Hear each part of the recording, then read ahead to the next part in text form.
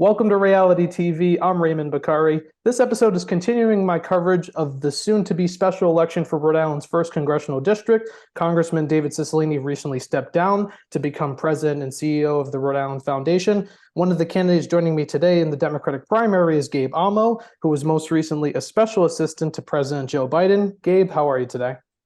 I'm great, Ray, and thank you so much for providing this forum. It's so important that people get to hear from candidates, and you've done such a great job with this, so it's an honor to be with you. Thank you, and absolutely, it's a pleasure to have you on. Why do you want to represent Rhode Island in Congress? Ray, I want to represent Rhode Island because I really have the ability to use my experience from working for Governor Raimondo, working for President Obama, and working for President Biden to fight for Rhode Islanders and be really effective from day one, and really use all of the gifts that I've been given growing up in Rhode Island and the hard work of my two parents to translating that into fighting for working families across the state. There are over 15, 16 candidates running in this primary. What differentiates you from your opponents?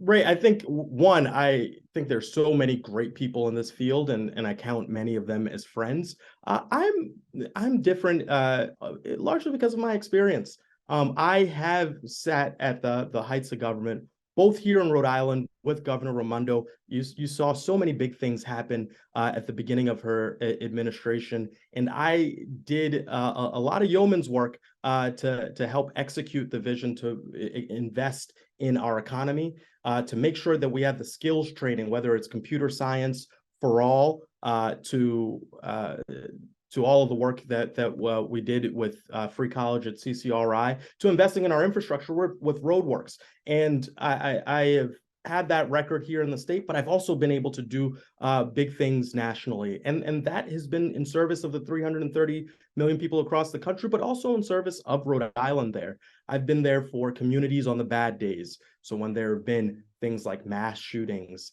and building collapses and extreme weather, I've helped to rally the resources and the coordination of the federal government to help find solutions. But I've also been there when we've had an opportunity to make historic investments like the American Rescue Plan, the Inflation Reduction Act, the Bipartisan Infrastructure Law. It really gets into acronym soup, but it's all about investing in America. And I've been at the forefront. So I want to take those skills that I've got already, and that experience, and that differentiator is being able to know from day one how I can help support the people that I know and love throughout the 1st Congressional District. Moving on to some key policies that will be present in the discussions amongst candidates throughout this special election. One of them for sure is addressing gun violence. A national assault weapons ban seems to be the big ticket item that those in your party are advocating for. Would you support a national assault weapons ban?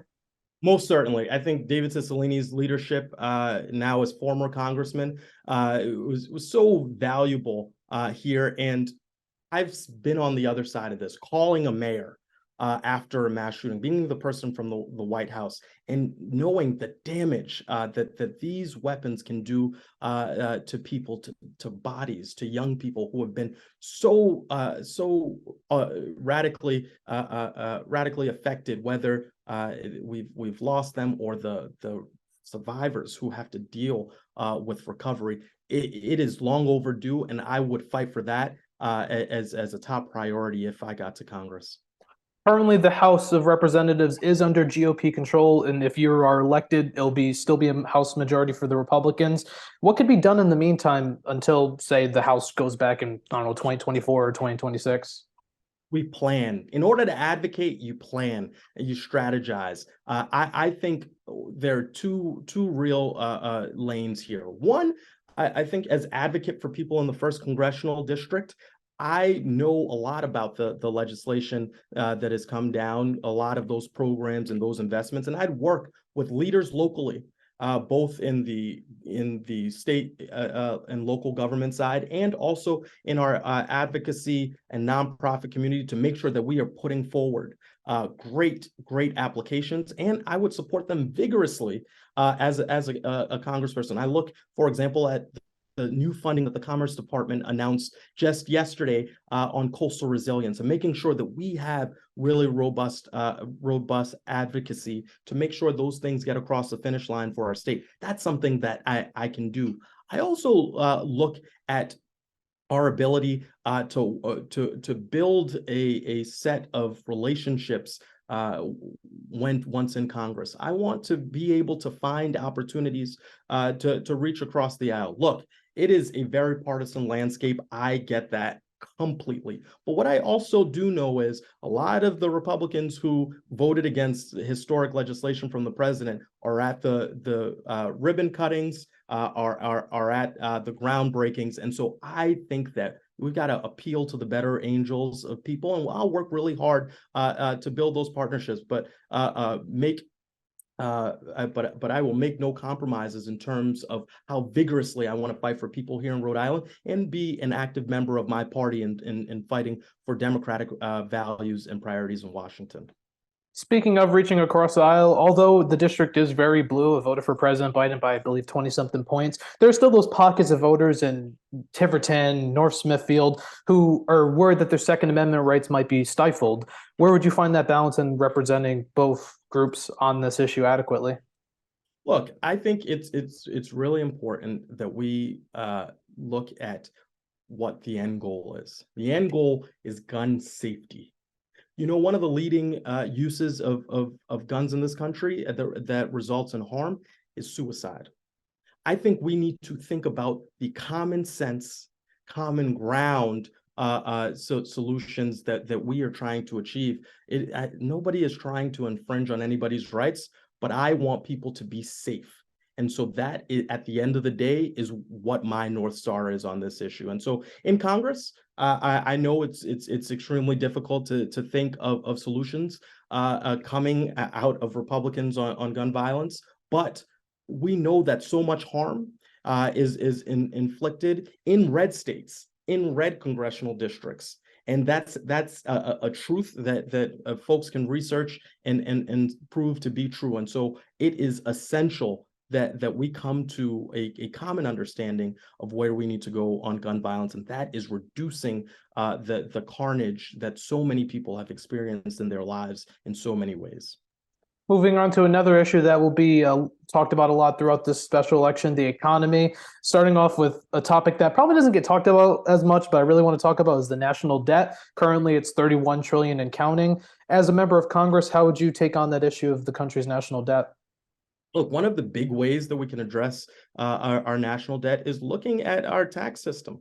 You have so many loopholes built into the system where executives, where major corporations, where the wealthiest among us are avoiding the taxes that they should be paying. There's no reason that someone at the lower end of the economic spectrum should be paying a higher percentage than someone on the other end. And so I think closing tax loopholes is one of the biggest ways we can move fast on reducing the debt. Subsidies to the oil and gas industry, that is a way that we can move very fast. And that also harms our environment. So these are real ways that we can make a dent on that major issue.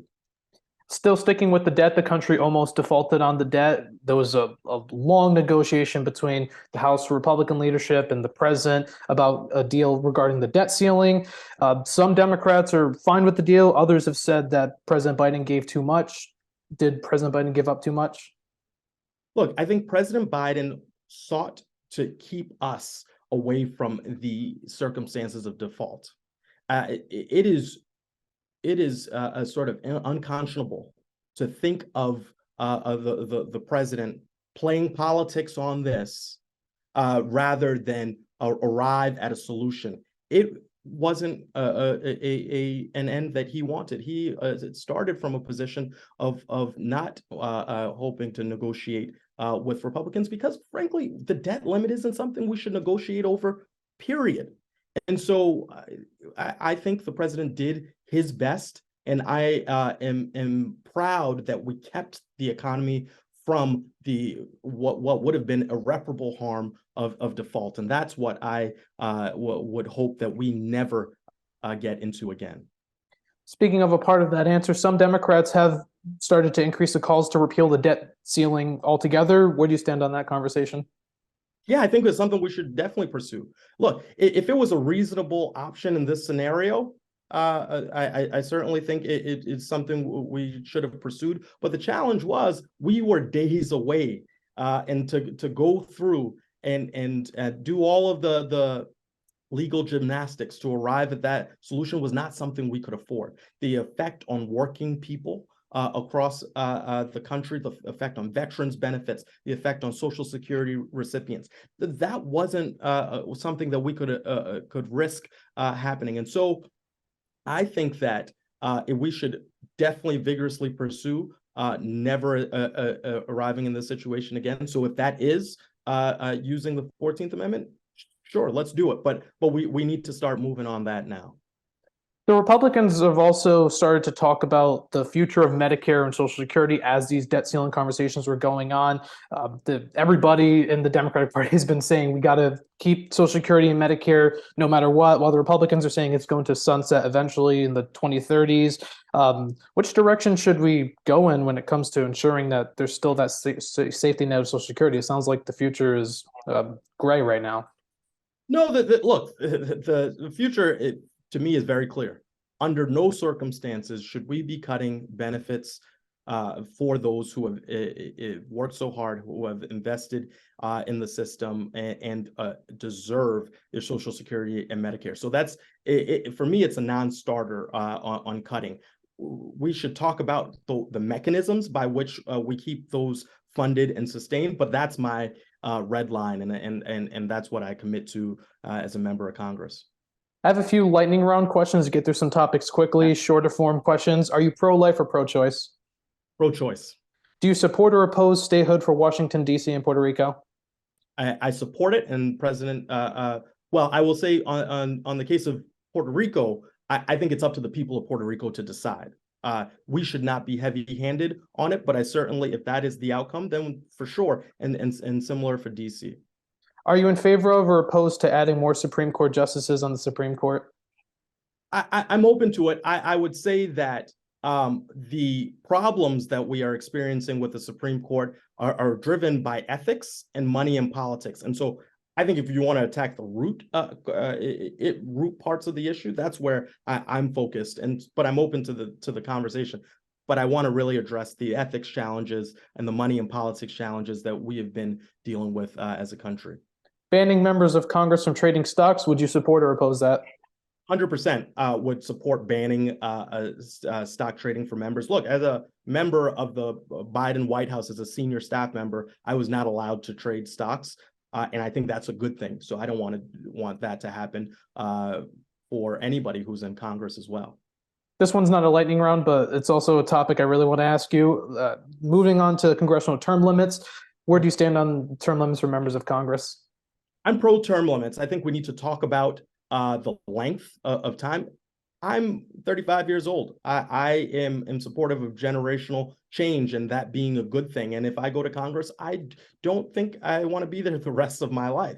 I think it's important, but I also think there's a value to seniority and expertise. So the numbers we have to figure out. But I do think I am supportive of moving forward with that and having that conversation with Rhode Islanders and hopefully colleagues in Congress. Rhode Island's other congressman, Seth Magaziner, put forth a proposal for 10 years for the term limits for members in the House. Would you vote in favor of that if you were in Congress and that was up for a vote?